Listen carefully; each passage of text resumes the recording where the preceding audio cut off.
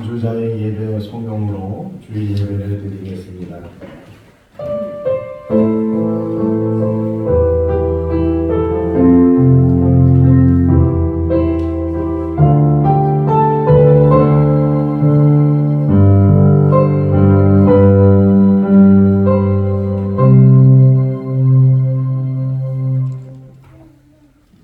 하나님이 이르시되 그가 나를 사랑한즉 내가 그를 건지리라.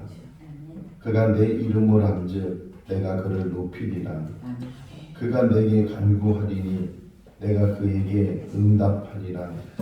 그들이 환난 당할 때에 내가 그와 함께하여 그를 건지고 영원롭게 하리라. 아멘. 사랑이 많으신 하나님 아버지, 한 주간도 하나님의 은혜 가운데 살다가 오늘 거룩한 날 주의 백성들 주의 전에 모여 예배를 올려드립니다. 세상에 살던 그 모습 그대로 남았지만 다시금 마음을 여미게 하시고 우리의 집중이 하나님께로 향할 수 있도록 은혜를 베풀어 주셔서 이 예배를 통해서 하나님께 영광 돌리는 우리 모두가 되게 하여 주시옵소서. 아멘. 예수님의 이름으로 기원하옵나이다. 아멘. 다 같이 일어나시겠습니다. 찬송가 31장입니다.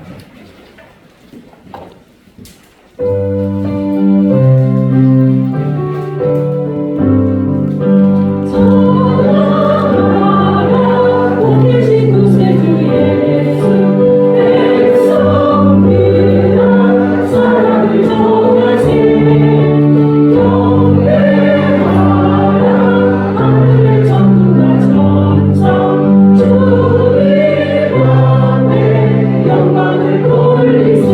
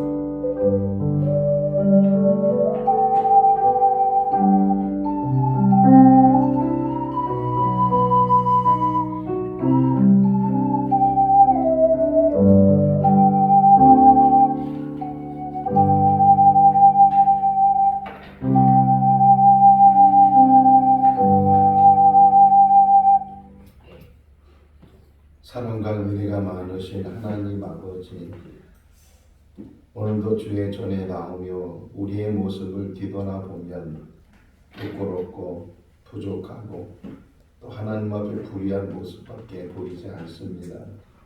평생을 살아가면서도 하나님 앞에 늘 죄인인 것을 고백할 수밖에 없는 연약한 우리들입니다. 한 주간을 뒤돌아보아도 혹이나 하나님 앞에 바로 서지 못하고 또 사람과 사람과의 관계 속에서도 바르게 살지 못했던 우리들입니다.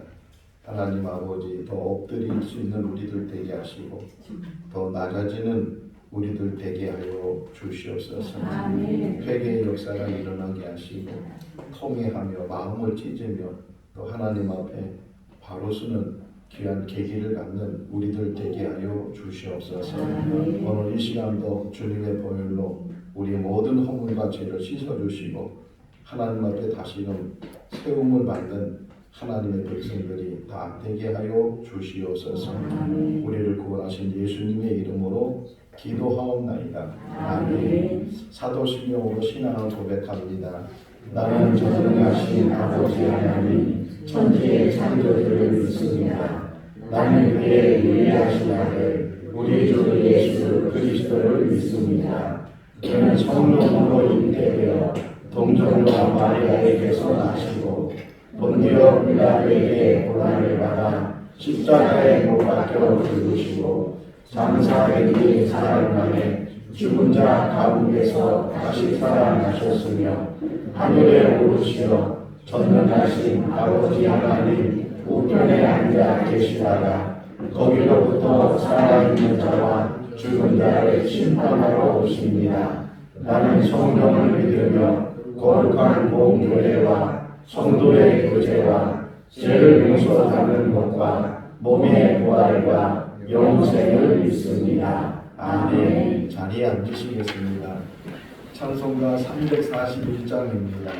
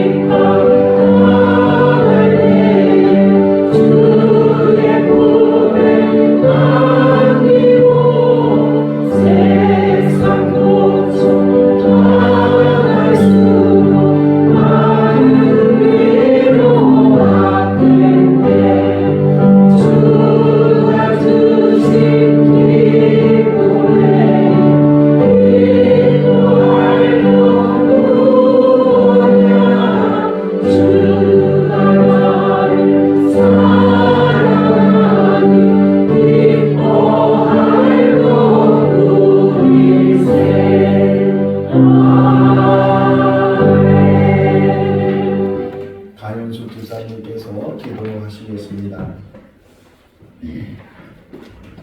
감사하시고 고마우신 아버지, 한 주간도 저희들을 주님 품 안에 보이 지켜 주시고 지키셨다가 오늘 거룩한 주님의 날 나와 하나님께 예배하게 하시니 감사합니다. 오늘도 이 시간 몸과 마음과 정성을 다하여 하나님께 사한 제사 드리는 귀한 예배 되기를 간구합니다. 오늘도 살아계셔서 우리들의 생사를 주장하시고 날마다 환난과 고난과 역경과 아버지 하시어 고난이 와도 날마다 믿음과 말씀과 기도로 승리하는 저희들 되어지게 도와주시옵소서. 오늘도 우리 사랑하시는 귀한 믿음의 자단 하나님께서 뜻이 계시고 섭리하게 계셔서 이곳에 하나님의 성전을 세우셨고 우리 귀한 목사님을 아버지 하나님이셔 당회장 목사님을 세우시고 저희들을 한 사람 한 사람 불러주셔서 하나님 아버지 교회를 세우셨습니다. 주여 오늘도 우리 하나님께서 우리들의 삶을 통하여 그리스도의 사랑이 나타나가여 주시옵소서.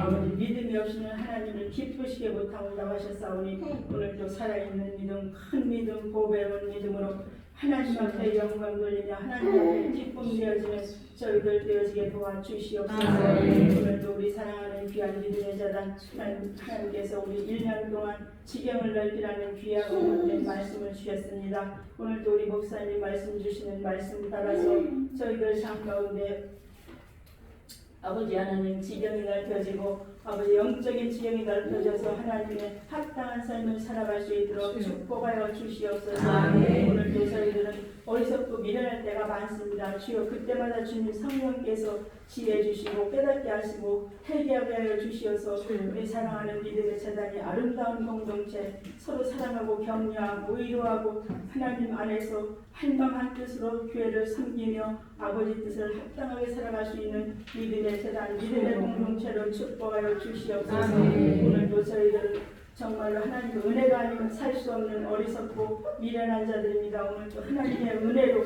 저희들 심령 가운데 넘치도록 부어 주시옵소서. 성령 하나님께서 함께해 주시를 믿고 사랑 많으신 예수 그리스도의 이름으로 기도드리옵나이다. 아멘.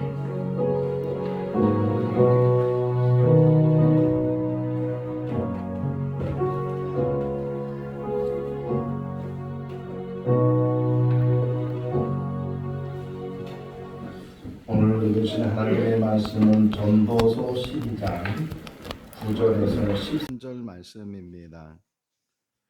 전도서 12장 9절에서 13절 말씀, 구약성경 959쪽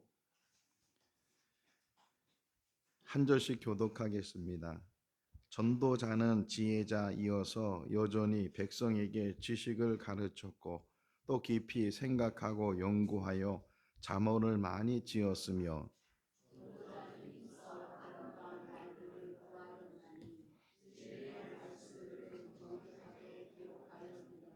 지혜자들의 말씀들은 찌르는 채찍들 같고 회중의 스승들의 말씀들은 잘 박힌 목 같으니 다 한 목자가 주신 바이니라.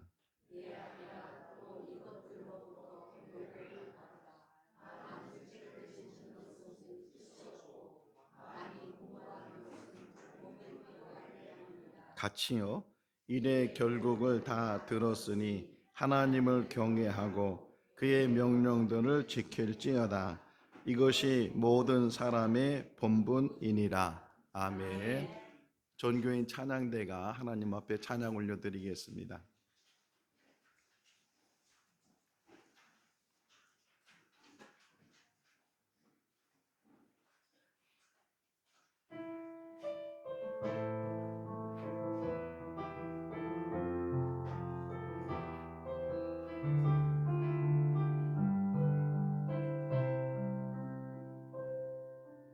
말씀 앞에서 경외함으로 주께 홀로 섭니다. 생명의 말씀 읽고 순종해 주를 예배합니다. 기록된 말씀 힘이 있어서 진리로 우리 거룩해 하사 거룩한 말씀 세세 영원히 복음이 되어 말씀하시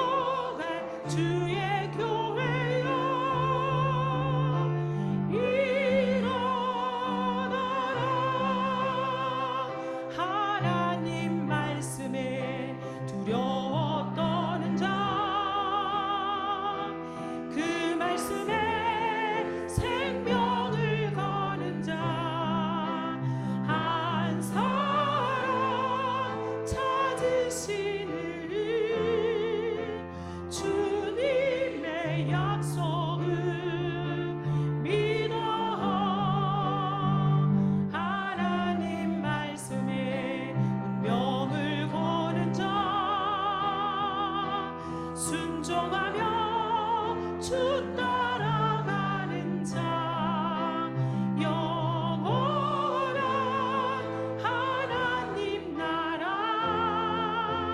이러한 주의 교회여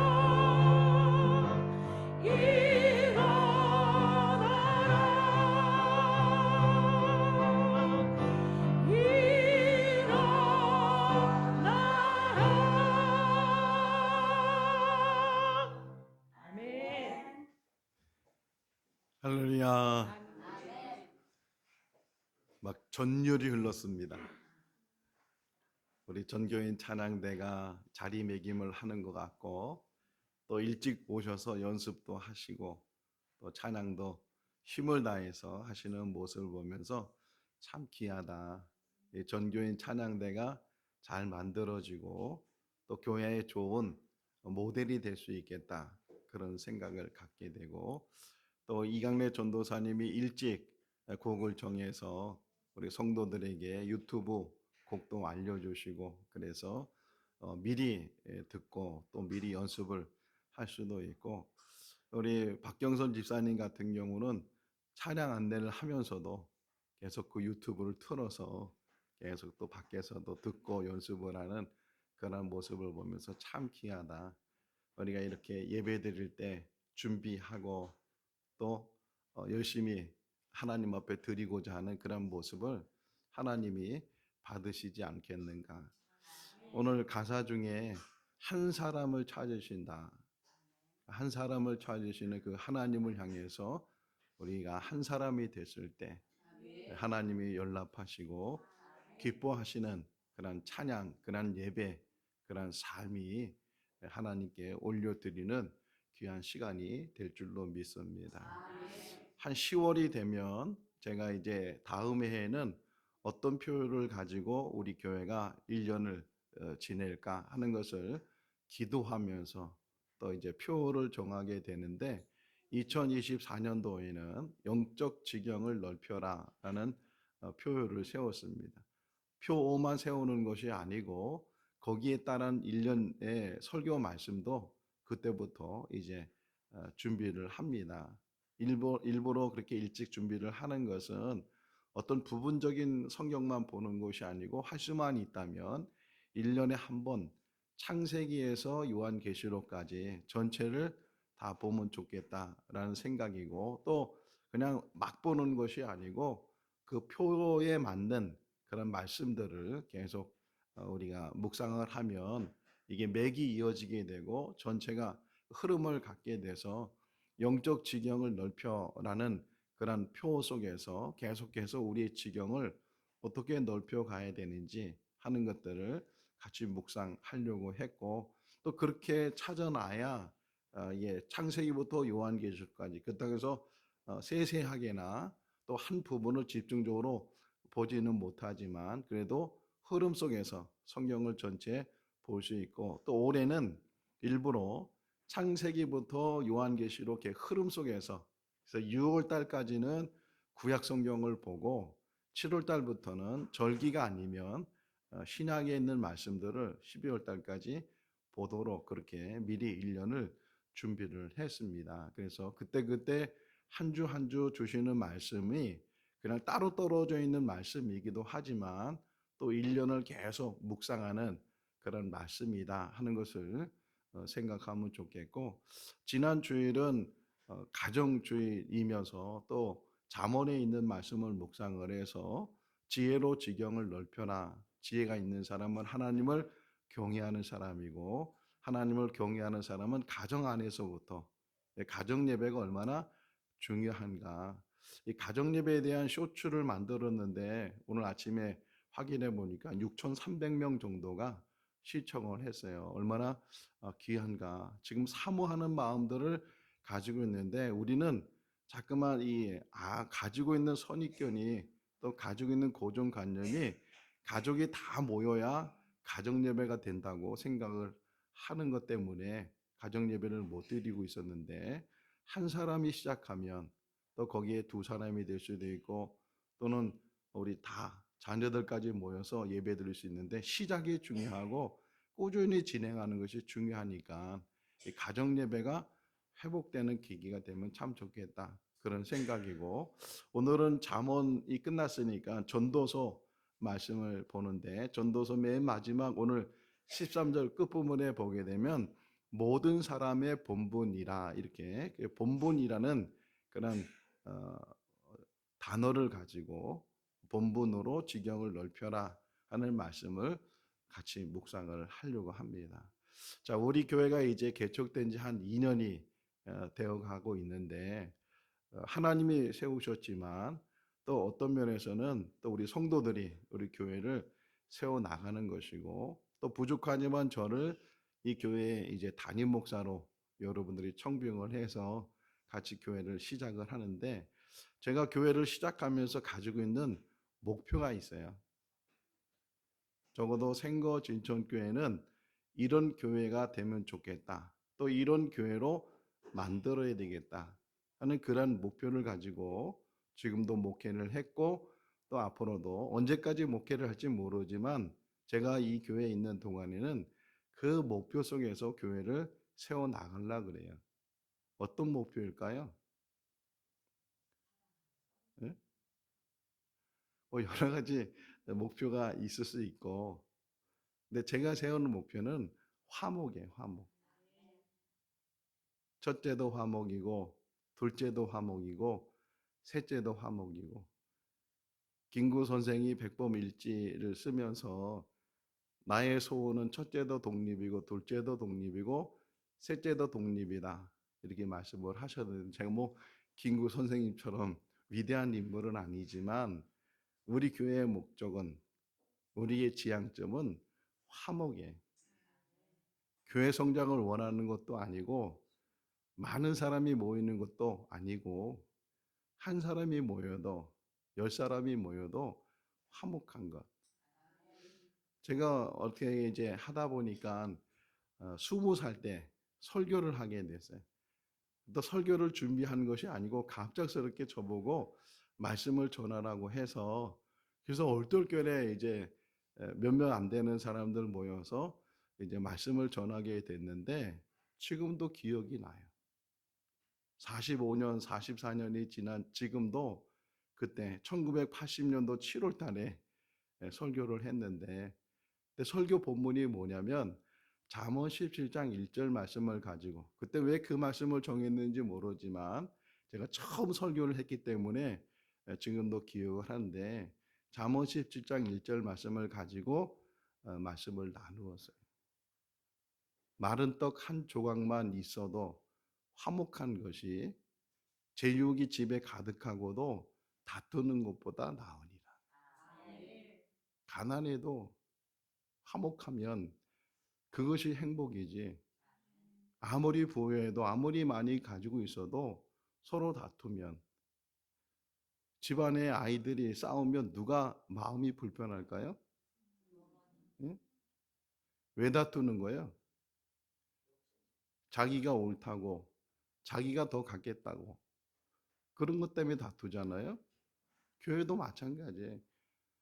어떤 일이 있어도 다툼이 없어야 되고, 사람이 모이다 보면, 또 여럿이 모이다 보면 생각이 다르고 주장이 다르고 또 계획하는 모든 일들이 다른데, 나하고 다르다고, 내 생각을 따르지 않는다고 그것 때문에 다투고 그것 때문에 시비가 되고, 뭐 교회는 그런 일들이 얼마나 많이 일어나요. 제가 전에 있었던 교회도 그런 일 때문에 그 교회를 그만두고 새롭게 개척을 했는데, 이 개척하는 교회에서, 얼마 모이지 않는 교회에서 벌써부터 그런 다툼이 있고 그런 시비가 있다면 어떻게 목회를 하겠어요? 다 내려놓는 거예요. 내려놓고 내 주장도 내려놓고 내 생각도 다 내려놓고 어떻게 하면 화합을 할 수 있을지, 어떻게 하면 하나가 될 수 있을지. 화합이 되지 않는 것은 하나님의 뜻이 아니에요. 아무리 좋은 것을 취한다 할지라도 화합하는 것이 가장 중요하고, 한 마음이 돼서 여기서 10년을 목회를 해도 괜찮고 내일 당장 이사를 해도 괜찮고 아무 상관이 없어요. 오직 우리에게는 화합하는 것, 하나 되는 것, 서로 사랑하는 것, 서로 감싸주는 것, 서로 용서하는 것, 서로 이해하는 것, 서로 보담아주는 것. 어떤 상황에서도요, 남 얘기하면 안 되고, 어떤 상황에서요, 다른 사람에 대해서 비난하거나 비판하거나 흠을 내는 그런 이야기를 해서는 안 돼요, 성도들 간에. 오히려 더 감싸주면서, 더 기도해주면서, 더 사랑하면서, 보담아주면서, 한 사람도 실족하지 않도록 사랑 안에서 세워나가는 것이 교회지. 이건 기업이 아니거든요. 뭐 구멍가게가 잘 돼서 어떤 뭐 중소기업이 되고 대기업이 되고, 정주영 씨가 처음에는 쌀가게 조그만 가게 하나 시작을 해서 지금의 대기업을 이뤘다고 하는데, 교회는 그런 대기업을 이루는 것이 아니고 사랑으로 화합해서 서로 다른 사람끼리 모이지만 사랑 가운데 서로 더불어서 천천히 가도 늦게 가도 하나님의 뜻을 찾고 하나님의 뜻을 이뤄 나가는 것이 교회예요.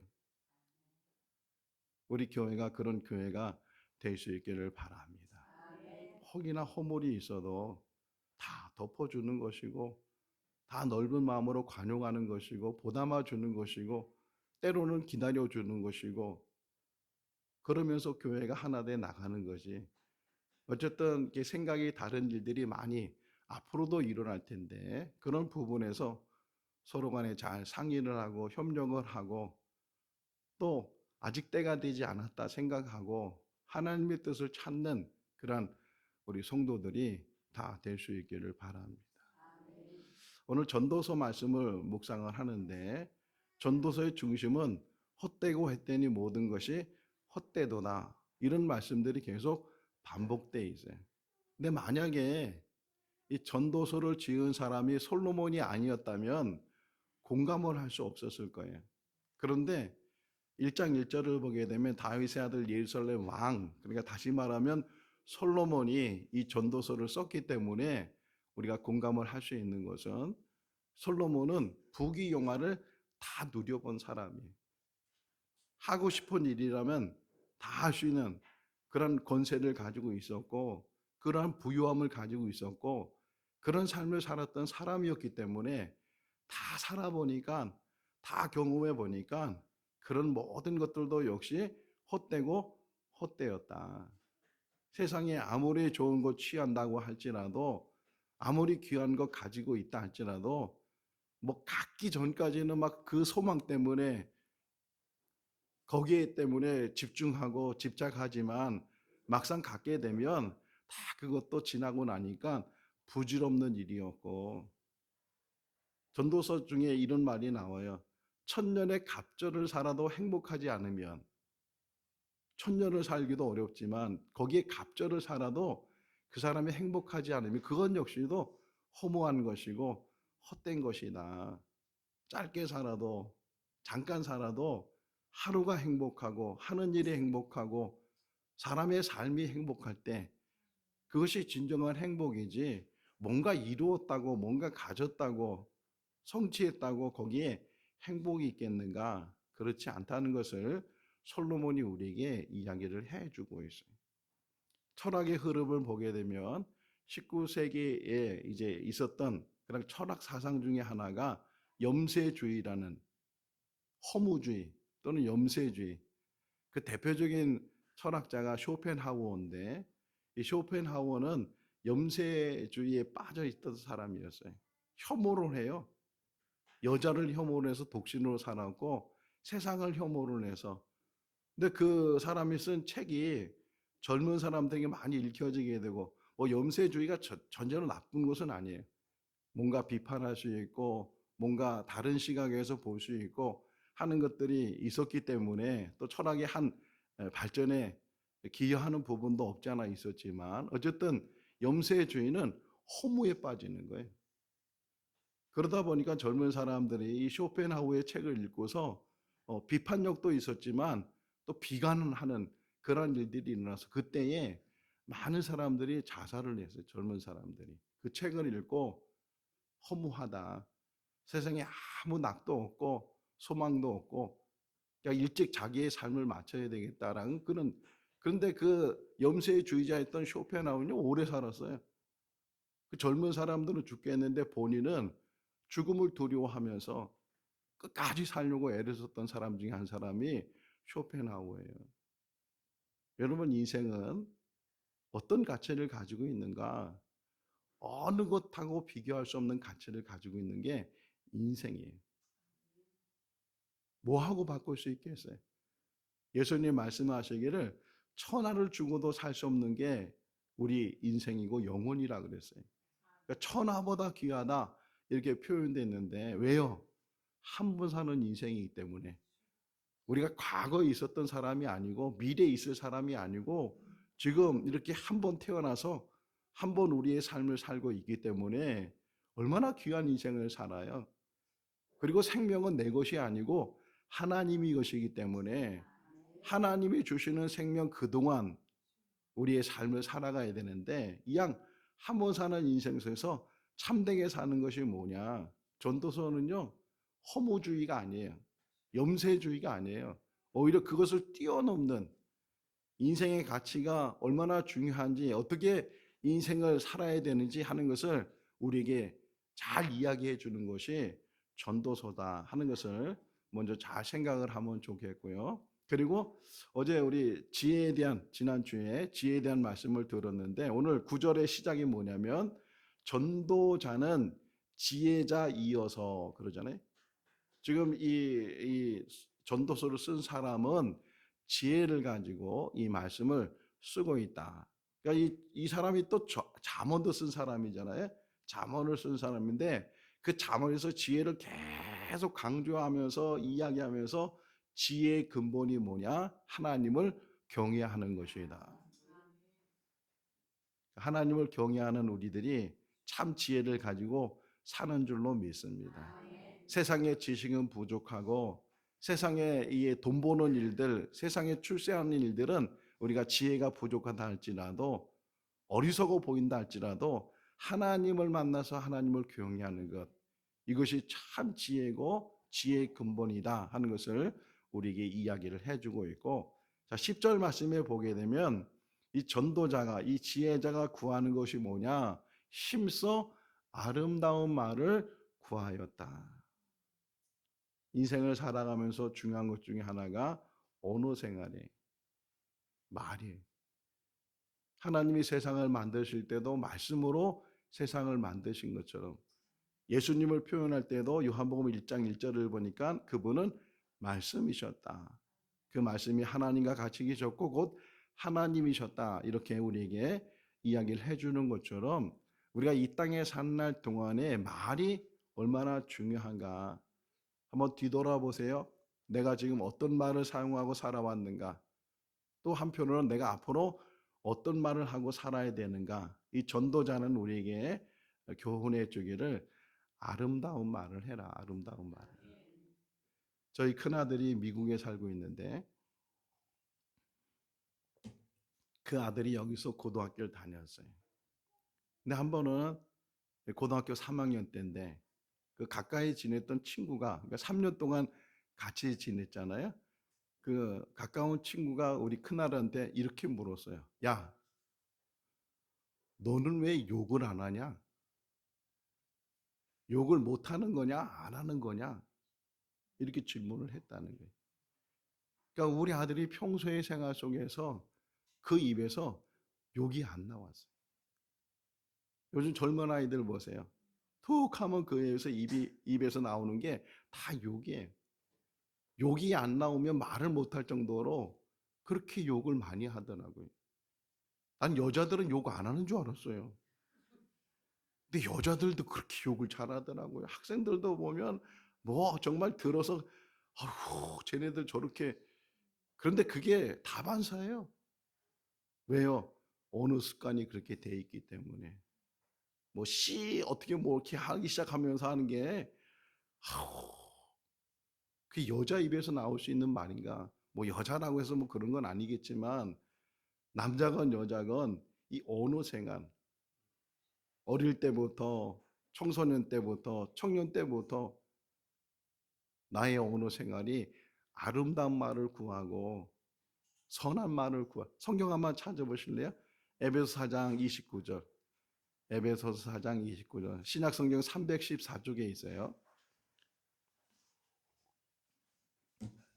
에베소서 4장 29절 말씀. 이 말씀을 마음에 새길 수 있기를 바랍니다. 4장 29절 읽어볼까요? 무릇 더러운 말은 너희 입 밖에도 내지 말고 오직 덕을 세우는데 소용되는 대로 선한 말을 하며 듣는 자들에게 은혜를 끼치게 하라.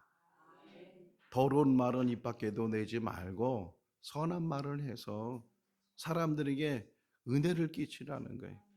언어 생활. 보이스 피싱이란 말이 뭐예요? 보이스 피싱. 합성어예요. 목소리로 낚시한다는 뜻이잖아요. 보이스. 목소리. 피싱. 낚시. 나쁜 언어잖아요.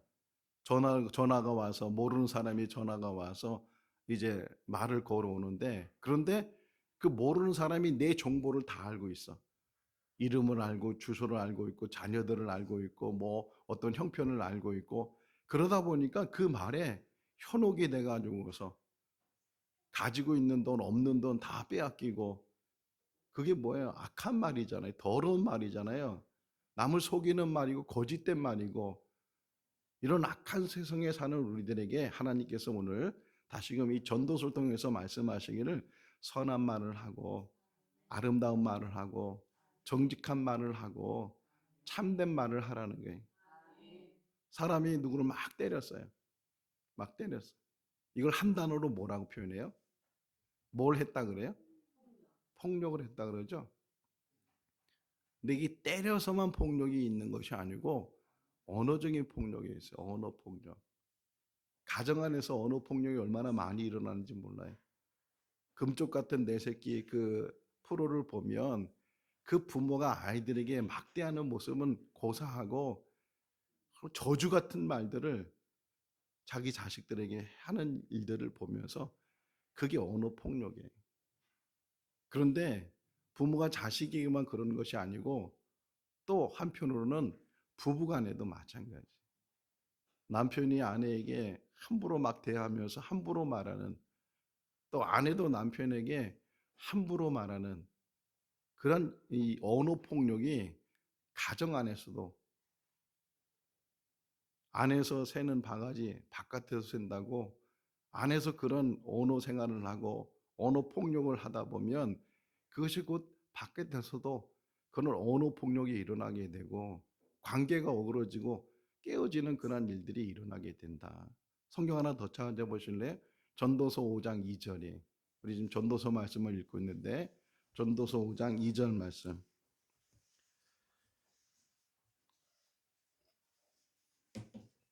전도서 5장 2절 말씀 읽어볼까요? 너는 하나님 앞에서 함부로 입을 열지 말며 급한 마음으로 말을 내지 말라. 하나님은 하늘에 계시고 너는 땅에 있음이로다. 그런즉 마땅히 말을 적게 할 것이니라. 하나님 앞에서뿐만 아니라 사람들 앞에서 가까운 사람 앞에서 남편 앞에서 아내 앞에서 자식 앞에서 부모 앞에서 형제 앞에서 성도 앞에서 직장 동료 앞에서 그 누구 앞에서든지 함부로 말하지 말고 급한 마음으로 생각 없이 말하지 말고 말이 얼마나 중요한가. 제가 지금 지난주에 책 한 권 샀어요. 제목이 뭐예요? 내 인생에 힘이 되어준 한마디. 종호승 시인이 쓴 책인데 이 제목 자체가 얼마나 우리에게 도전을 주고 얼마나 귀해요.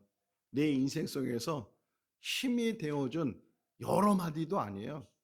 한 마디, 한 문장. 이것이 우리에게 힘이 될 수 있다는 거예요.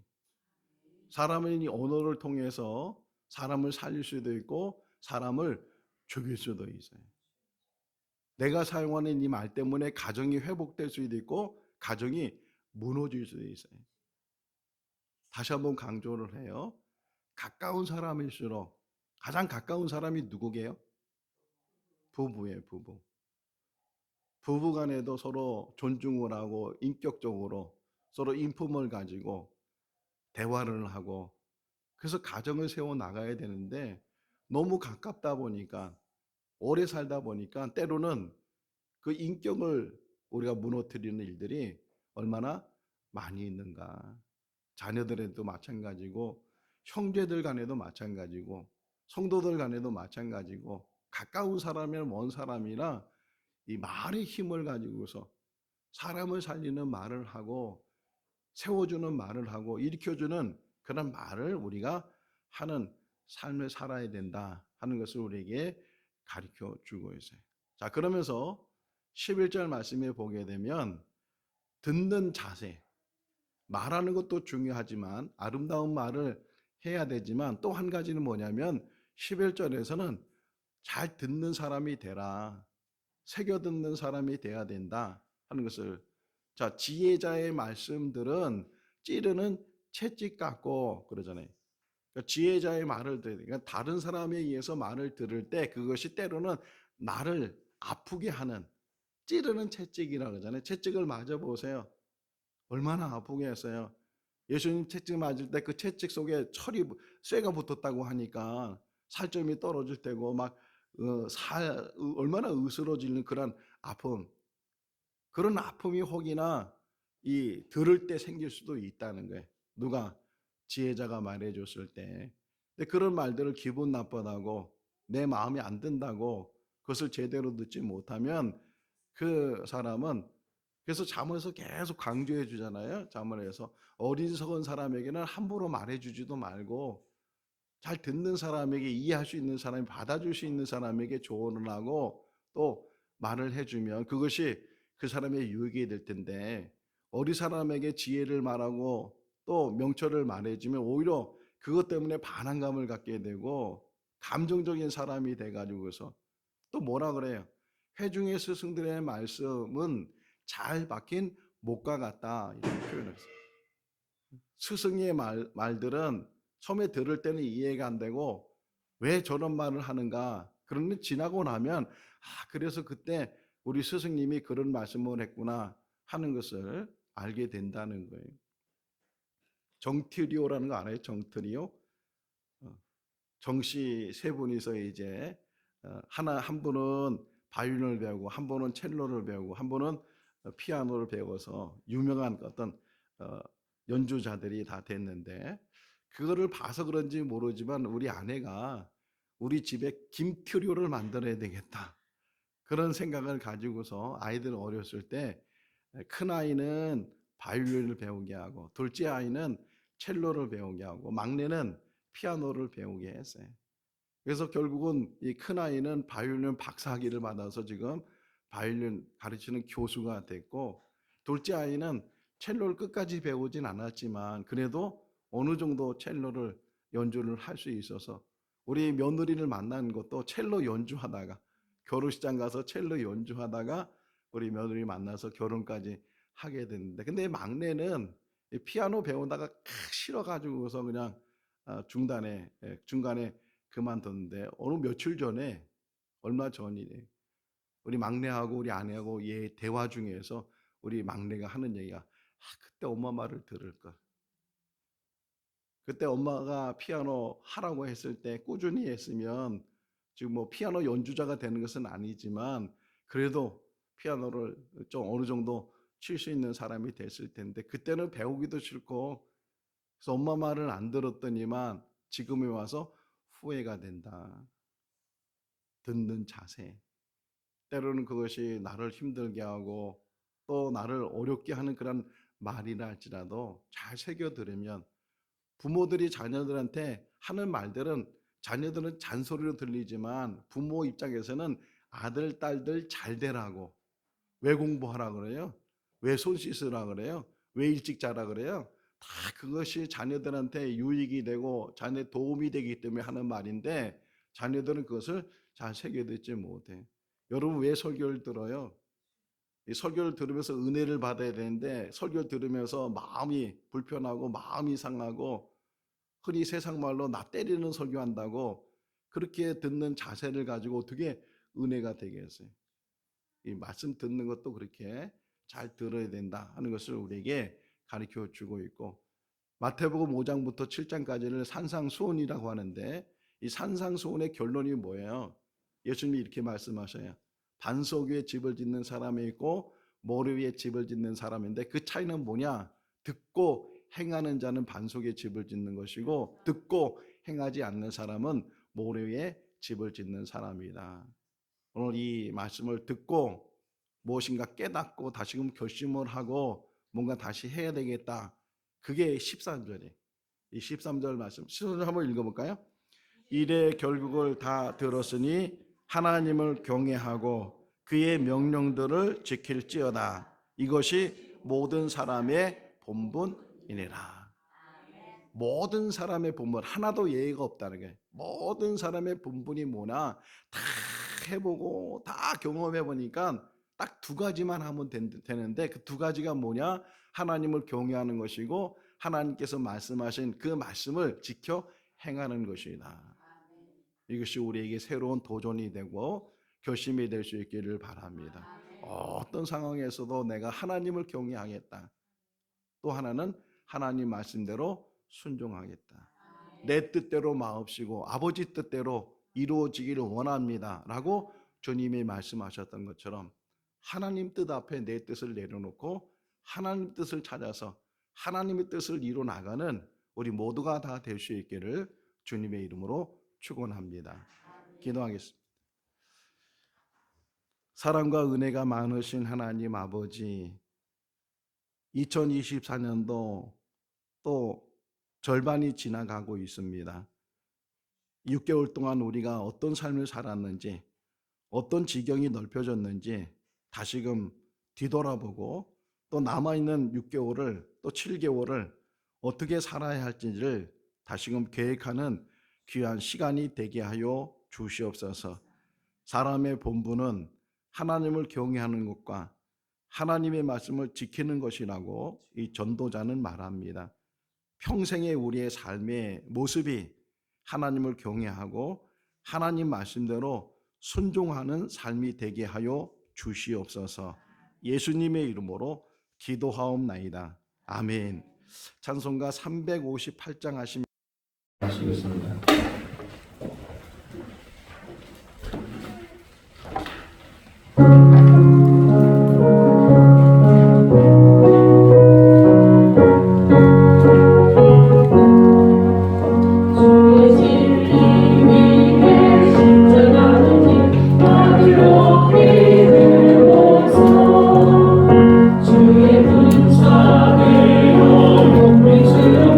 찬송하며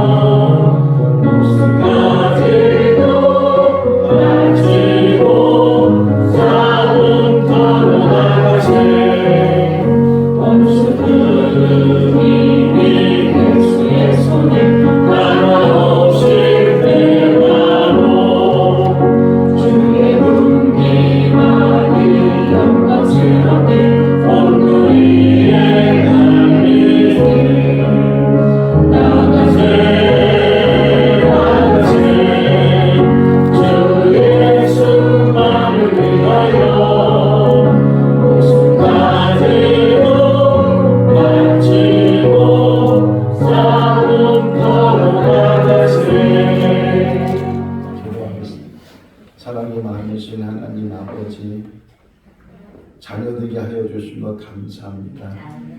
예배자로 세워주신 것 감사합니다.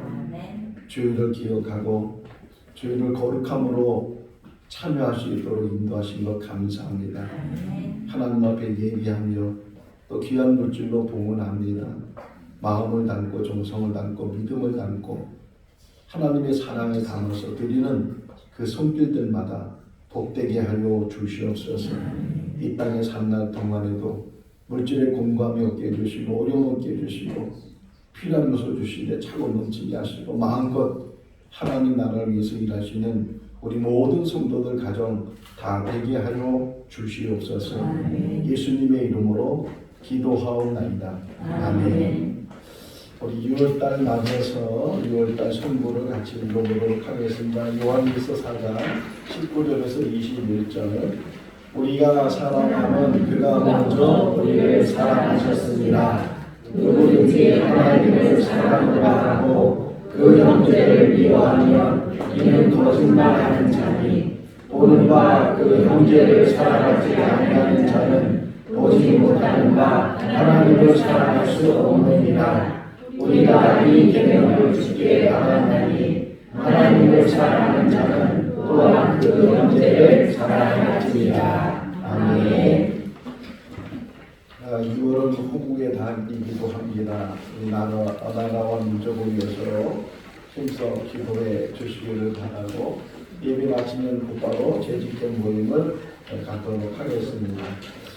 인도네시아에서 선교하셨던 정태선 선교사님이 그 인도네시아 선교를 다 이제 마무리하시고 6월 말쯤에 아프리카에 있는 세네갈에 가서 다시금 이제 선교 사역을 합니다. 세네갈에 있는 한 20명 정도 모이는 한인교회에서 우리 정태선 선교사님을 청빙을 해서 하나님의 뜻인 걸 알고 인도네시아에 하던 사역을 다 이제 접고 아프리카에 가서 다시금 시작을 하려고 하는데 많은 어려움, 언어적인 어려움도 있을 테고 또 아프리카는 치안이 불안하고 여러 가지 어려운 일이 있을 텐데 하나님의 부르심으로 생각하고 또 믿고 그래서 지금 세네갈로 갈 준비를 하고 계시는 중에 지금 한국에 들어와 계십니다. 그래서 세네갈에 가시기 전에 다음 주에 우리 오셔서 말씀 전해주시고 또 같이 기도 제목을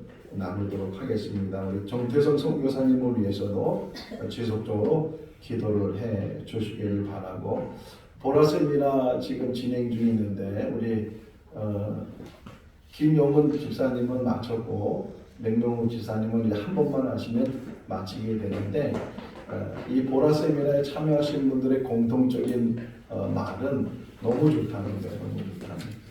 아무리 좋아도 경험하지 않으면 알 수가 없잖아요. 아직 보라 세미나에 참여하지 못하신 분들은 좀 신청을 하셔서 지금 두 분 강사님이 계시니까 같이 보라 세미나에 참여를 하실 수 있기를 바랍니다.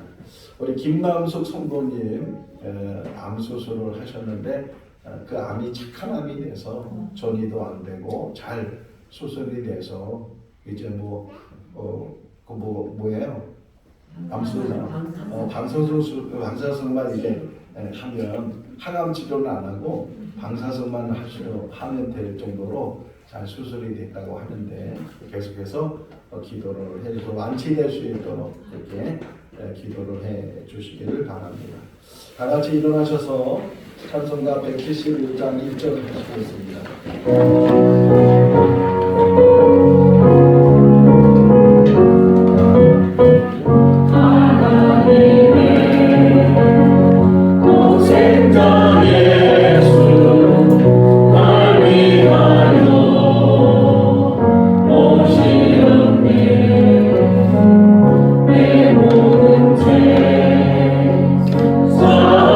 사시고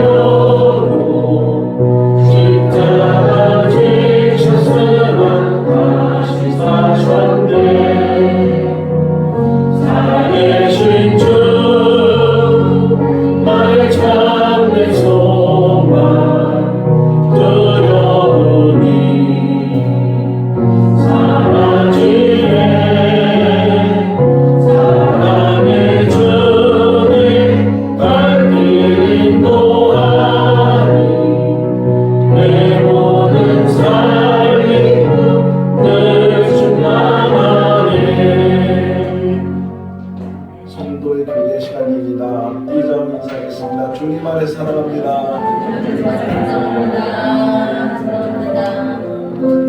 인사하겠습니다.